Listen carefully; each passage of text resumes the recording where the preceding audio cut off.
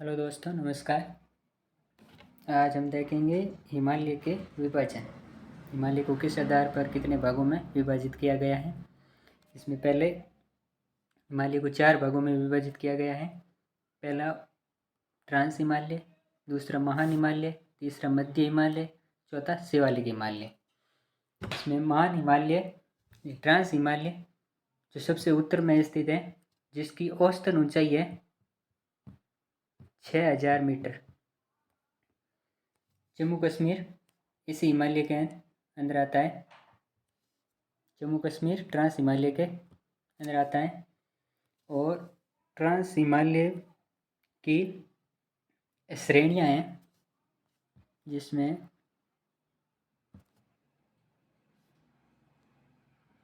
काराकोरम, लद्दाख, जास्कर और पीर पंजाल। हमें इन्हें इसी क्रम में याद करना है कि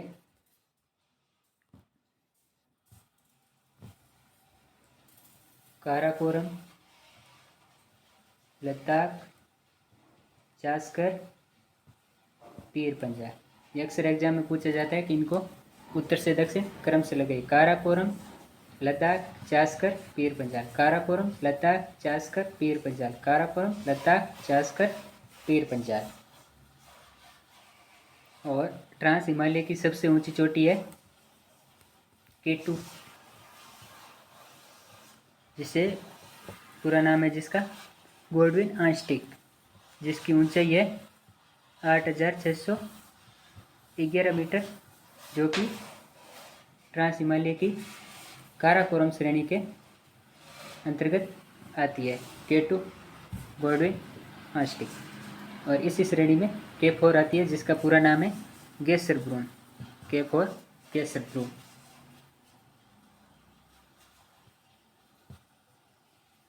इसी क्रम में ट्रांस हिमालय के अंदर भी आते हैं ग्लेशियर, जो कि सियाचिन, इस्पर, बाल्टोरो, ब्याको। सियाचिन, इस्पर, बाल्टोरो, ब्याको। सियाचिन, इस्पर, बाल्टोरो, ब्याको।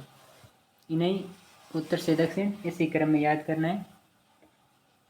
सियाचिन, इस्पर, बाल्टोरो, ब्याको। सियाचिन, इस्पर, बाल्टोरो, ब्याको। लद्दाख श्रेणी लद्दाख में ट्रांस हिमालय की काराकोरम श्रेणी का विस्तार पामीर के पठार से लेकर कैलाश पर्वत तक है। पामीर के पठार से लेकर कैलाश पर्वत तक। अगले क्रम में हमारा महान हिमालय, जिसको कई नामों से जाना जाता है। वैध हिमालय, सर्वोच्च हिमालय, महान हिमालय, मुख्य हिमालय, आंतरिक हिमालय और हिमाद्री, इनको इन नामों से जाना जाता है। इसकी औसतन ऊंचाई है 6100 मीटर। 6100 मीटर है जिसकी औसतन ऊंचाई, जो कि हिमालय की सभी भागों से सबसे ऊंचाई यही इसी भाग में पर्वत हिमालय की ऊंची ऊंची चोटियाँ पड़ती हैं, जिसमें आता है कि जम्मू कश्मीर हिमालय, उत्तराखंड हिमालय, नेपाल हिमालय और असम और अरुणाचल।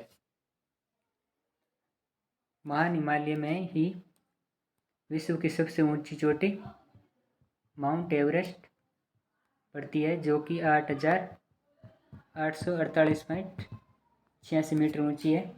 विश्व की सबसे ऊंची चोटी। भारत की सबसे ऊंची चोटी कंचनजंगा भी इसी हिमालय में आती है, जिसकी ऊंचाई 8598 मीटर है। कंचनजंगा सिक्किम में आती है। या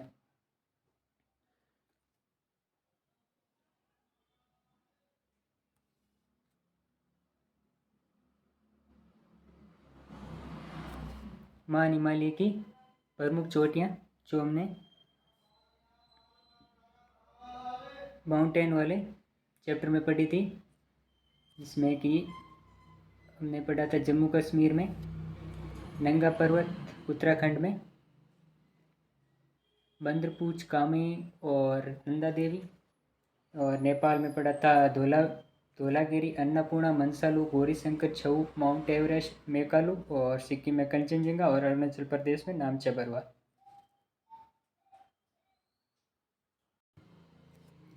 अगला है हमारा मध्य हिमालय, जिसकी औसतन ऊंचाई है 3000 मीटर, जो पर्यटन के लिए प्रसिद्ध है।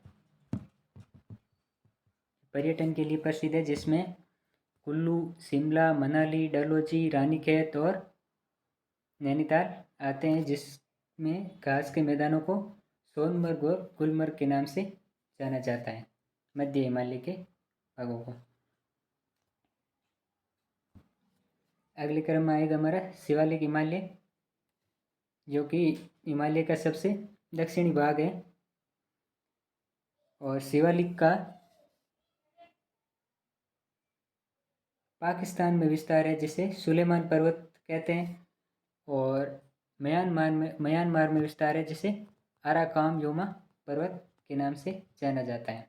जिसमें शिवालिक में प्रमुख पहाड़ियाँ आएगी दापला, मिरी, अबीर और मिसमी, जो कि अरुणाचल हिमालय में आती है। दापला, मिरी, अबीर, मिसमी।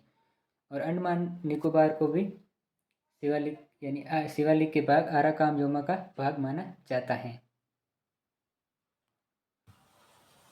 अब इन हिमालयों को अलग करने वाले मेन रेखाओं के नाम दे रखे हैं,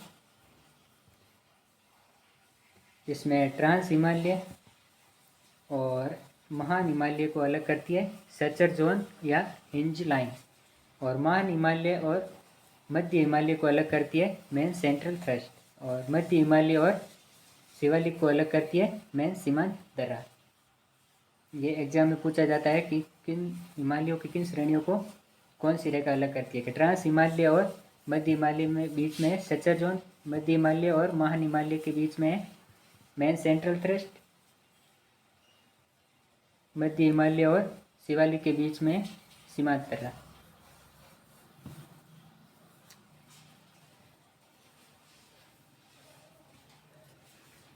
आगे हम देखेंगे हिमालय का प्रादेशिक विभाजन, यानी नदियाँ हिमालय को अलग करती है और उनके बीच के क्षेत्र को अलग अलग नामों से जाना जाता है। जिसमें हमारा है कि सिंधु नदी और सतलज नदी के बीच के क्षेत्र को हम पंजाब हिमालय के नाम से जानते हैं। सिंधु नदी और सतलज नदी के बीच के क्षेत्र को पंजाब हिमालय के नाम से जानते हैं। सतलज नदी और काली नदी के बीच के क्षेत्र को हम कुमायूं हिमालय के नाम से जानते हैं। और काली नदी और तीस्ता नदी के बीच के क्षेत्र को हम नेपाल हिमालय के नाम से जानते हैं। तीस्ता नदी और ब्रह्मपुत्र नदी के बीच के क्षेत्र को हम असम हिमालय के नाम से जानते हैं। ये अक्सर एग्जाम में पूछा जाता है कि किन नदियों के बीच के क्षेत्र को किस नाम से जाना जाता है। मतलब सिंधु और सतलज पंजाब हिमालय, सतलज और काली कुमायूं हिमालय, कुमायूं काली और तीस्ता नेपाल हिमालय, तीस्ता और ब्रह्मपुत्र असम हिमालय।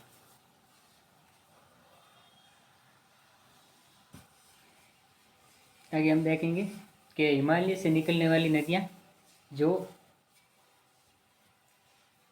बंगाल की खाड़ी में गिरने से पहले अलग अलग क्षेत्रों का निर्माण करती है, जो अलग अलग नाम से जाना जाता है। जिसमें नदियाँ हिमालय से निकलते ही कंकड़ पत्थर वाले इलाकों में बहती है, जिसे भाबर प्रदेश के नाम से जाना जाता है। जिसमें घने जंगल हैं जो हिमालय के तलहटी में स्थित हैं, जिसमें देहरादून, हरिद्वार और नैनीताल आते हैं। जिसमें ये कंकड़ पत्थर वाला इलाका होता है, जिसमें नदियाँ कंकड़ पत्थरों के अंदर बहती हैं। और आगे चलकर नदियाँ तराई प्रदेश के अंदर जाती हैं, जिसमें कीचड़ वाले इलाके होते हैं, जिसे तराई प्रदेश कहते हैं। और आगे चलती है तो नदियाँ दो भागों में बढ़ जाती है, जिसमें एक तो होता है खादर प्रदेश और एक होता है बांगर प्रदेश। खादर प्रदेश वो प्रदेश होता है जहाँ की मिट्टी उपजाऊ होती है और जलोढ़ मिट्टी ज़्यादा होती है। और बांगर प्रदेश होता है बाढ़ वाला इलाका, जब बाढ़ आती है तो मिट्टी उपजाऊ हो जाती है, जिसे बांगर प्रदेश के नाम से जाना जाता है।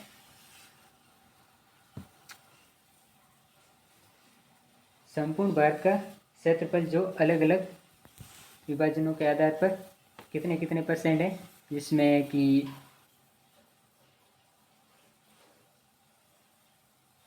पर्वतीय भाग है 10.7% और पहाड़ी इलाका है 10.6% और पठारी इलाका है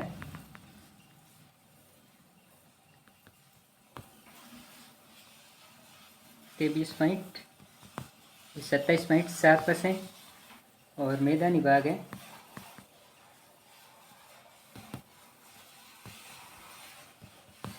43%।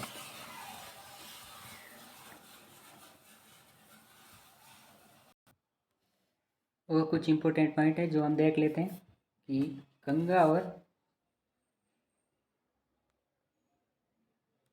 और ब्रह्मपुत्र नदी के बेसिन क्षेत्र है जो कि 10 डिग्री नॉर्थ से 30 डिग्री नॉर्थ अक्षांश के बीच में रहता है। जो परीक्षा में एसएससी के एग्जाम में ज़्यादातर पूछा जाता है कि गंगा और ब्रह्मपुत्र का बेसिन क्षेत्र किस अक्षांश के मध्य है, 10 डिग्री से 30 डिग्री नॉर्थ अक्षांश के बीच में है। और एक सवाल आता है कि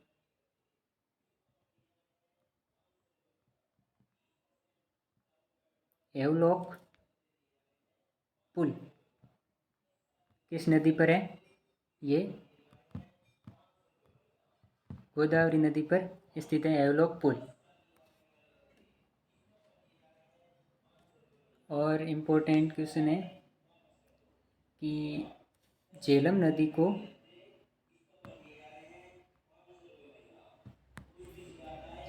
को व्याध नदी के नाम से भी जाना जाता है। झेलम नदी को व्याध नदी के नाम से जाना जाता है। और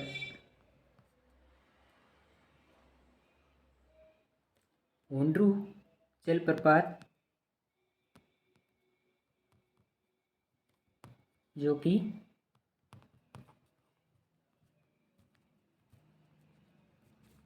स्वर्णरेखा नदी पर स्थित है। हुंड्रू जलप्रपात स्वर्णरेखा नदी पर स्थित है।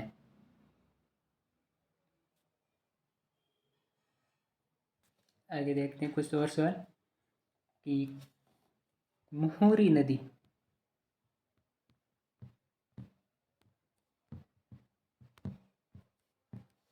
जो कि त्रिपुरा में बहती है। मुहुरी नदी कहाँ बहती है? त्रिपुरा में। और अगला सवाल है ओंग और तेल जो कि महानदी की सहायक नदियाँ हैं।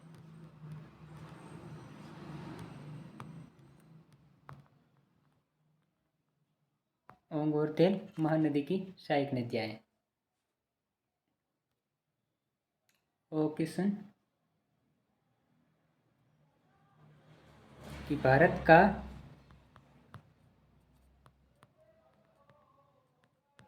ओल्डेस्ट डैम कौन सा है? भारत का ओल्डेस्ट डैम जो कि कावेरी नदी पर स्थित है जिसका नाम है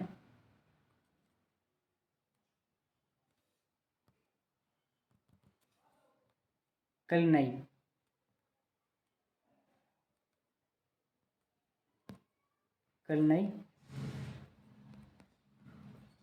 बांध जो कावेरी नदी पर बना हुआ है जो कि भारत का सबसे पुराना बांध है। ओके दोस्तों, आज क्लास यहीं समाप्त करते हैं।